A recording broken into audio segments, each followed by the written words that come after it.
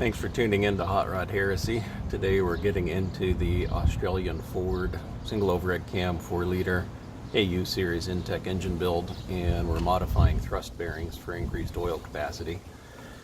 These engines normally have a 180-degree thrust bearing, so you end up with a bearing that just has a thrust flange here on one half. That's fine in a stock application, but they don't really give you the strength you need in a high performance, high horsepower deal with a automatic with a trans brake and a high stall converter. So what we're going to do, we ended up buying 2 sets of bearings from King so I could get 2 thrust shells because they only come with 1 in a bearing set. We're going to take thrust shells out of both bearing sets, and we're going to modify them so that they work as a 360-degree thrust bearing. So you have your bearing shell that normally locates in the engine block, and then you have a bearing shell that isn't going to have a thrust flange that goes in your main cap, but you can see the main cap is machined so that it can accept a flange style thrust bearing. So you can take the 2 upper halves and make it work so you get a 360-degree deal. What you got to do is you get your, obviously, your bearing for the upper half that goes in the block. Standard deal just snaps in place. That's where the normal 180-degree thrust rides. So to fit the upper shell to the cap, also a pretty simple deal.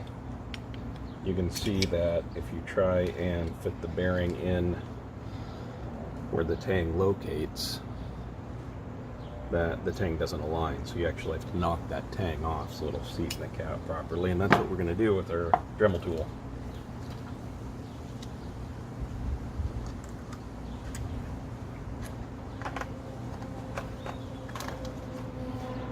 Just use a sanding disc. It's just normal steel backing on the bearing shell, so the sanding drum should remove the material pretty quickly and give us good control over the amount of material that we're removing.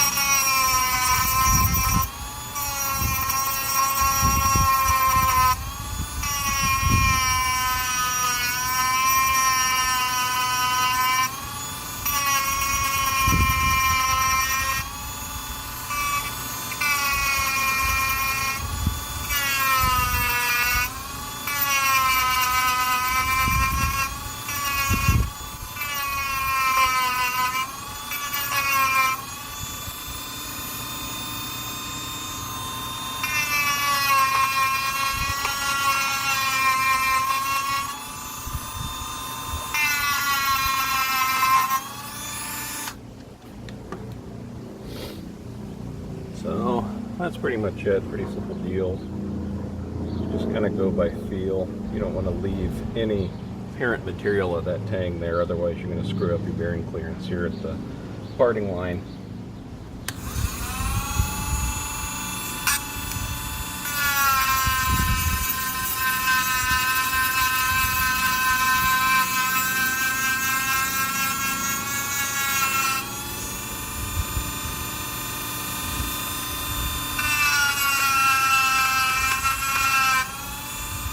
That feels pretty good. I think we got it.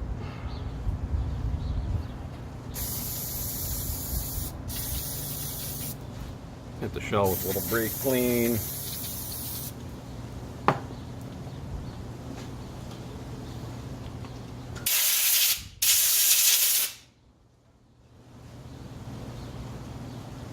And then you test fit it to the cap.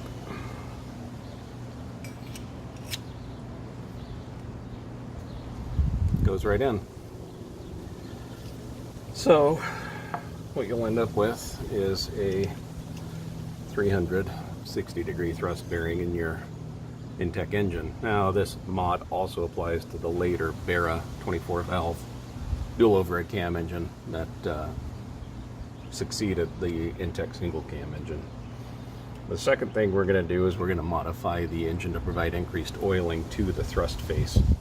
And what most guys do is they tell you to go ahead and chamfer along the parting line here and here into the oil groove, and that'll feed oil into the thrust bearing, and that'll work. I'm going to do it a little differently because I don't like that particular mod. I don't like removing material from this edge here because of the potential reduction in bearing crush that you get, and bearing crush is what keeps the bearing located, not the bearing tang. That's just a general location device, but it doesn't actually keep the bearing from spinning in the bore. It's the crush between the two halves once the main cap is torqued to the engine block that keeps the bearing from spinning. So I don't want to remove anything from there that's going to potentially reduce that crush.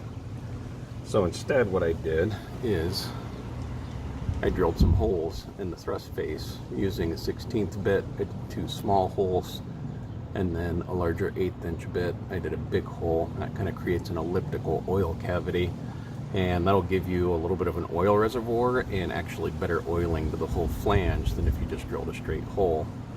I then put this in the block, center punched where this hole is located in the cast iron, and I'm going to cut a oiling passage from the main oiling hole in the main web over to this face so it feeds pressurized oil to the thrust face.